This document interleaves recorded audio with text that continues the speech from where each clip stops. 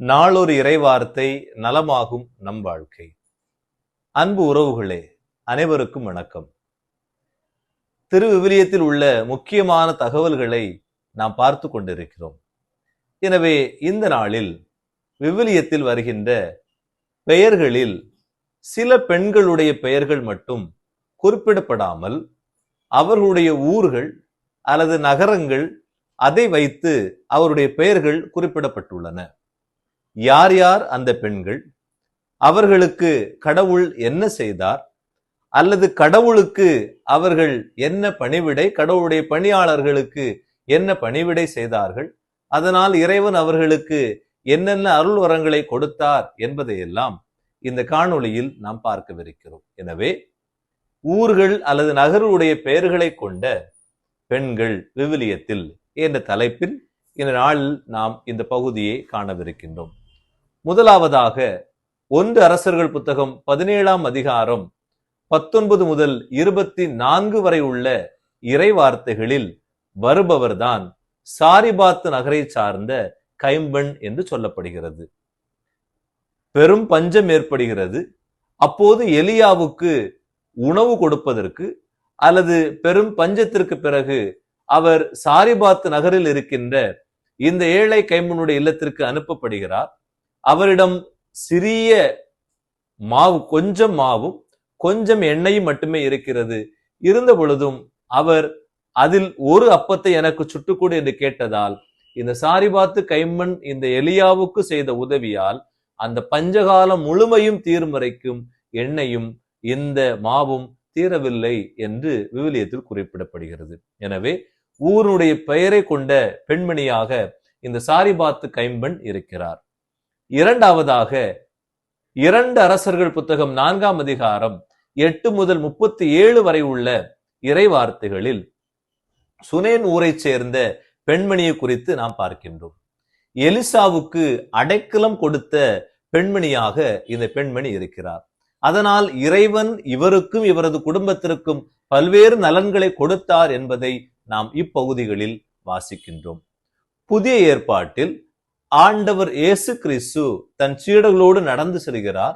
அப்பொழுது நயின் பட்டணத்தை சார்ந்த அந்த ஏழை கைம்பெண்ணுடைய ஒரே மகன் இளைஞன் இறந்து போகிறான். பாடையில் கொண்டு செல்கின்ற போது அவர் அந்த பாடையை தொட்டு நிறுத்தி அழாதீர்கள் என்று சொல்கிறார். இளைஞனே, நான் உனக்கு சொல்கிறேன், எழுந்திடு என்று அவர் சொல்கிறார். இது லூக்கா நற்செய்தி 7ஆம் அதிகாரத்தில் நாம் வாசிக்கின்றோம். இப்படியாக இன்னும் புதிய ஏற்பாட்டில் பார்த்தோமே ஆனால் மத்தேயு நற்செய்தி 15ஆம் அதிகாரத்தில் 21 முதல் 28 வரை உள்ள இறை வார்த்தைகளில் வருகின்ற கனானிய பெண் தன் மகளுக்கு பேய் பிடித்திருக்கிறது, ஆண்டவரே என் மகளுக்கு உதவும் என்று இந்த இறைமகன் இயேசு கிறிஸ்து வந்து கேட்ட பெண்மணியாக இந்த பெண்மணி பதிவு செய்யப்படுகிறாள்.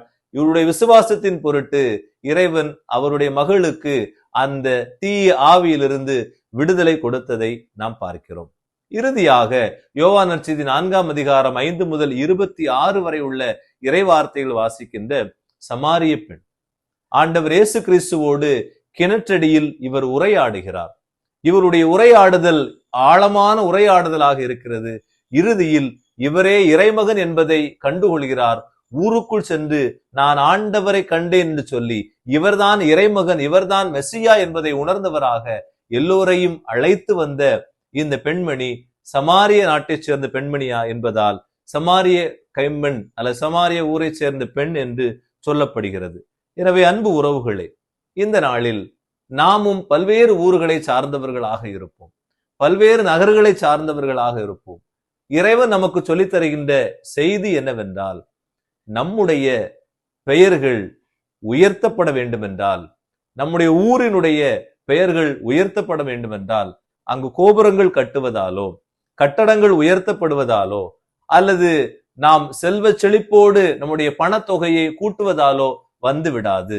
மாறாக இறைவன் நமக்கு சொல்லித் தருகின்ற செய்தி என்னவென்றால், நீ உன் உள்ளத்தை ஆண்டவர் பக்கமாக திருப்பு. எல்லா கைம்பெண்களும் எல்லா ஏழை பெண்களும் இறைவனை தேடி வந்ததால் அல்லது இறை ஊழியர்களுக்கு உதவி செய்தபடியால் இறைவன் அவர்களுக்கு அருள் கூர்ந்தார். எனவே இந்த நாளில் நாமும் நமக்கும் பெயர்கள் இருக்கின்றன. நாமும் நம்முடைய ஊர்களில் இருக்கின்றோம். எனவே ஈன்ற பொழுதிலும் தன் மகனை சான்றோன் என கேட்ட தாய் என்று ஒரு மகனால் தாய் பெருமைப்படுவது போல நம்மால் நம் ஊர்கள் பெருமைப்பட வேண்டும், நம்மால் நம்முடைய நாடுகள் பெருமைப்பட வேண்டும் என்றால் நாம் கடவுளுக்குரியவர்களாகவும் கடவுளிடம் நாம் தஞ்சம் புகுந்து வேண்டுபவர்களாகவும் இருப்போம். அனைவருக்கும் நன்றி. இந்த காணொளி உங்களுக்கு பிடித்திருந்தால் இதை லைக் செய்து பிறரோடு பகிர்ந்து கொள்ள உங்களை அன்போடு கேட்டுக்கொள்கின்றேன்.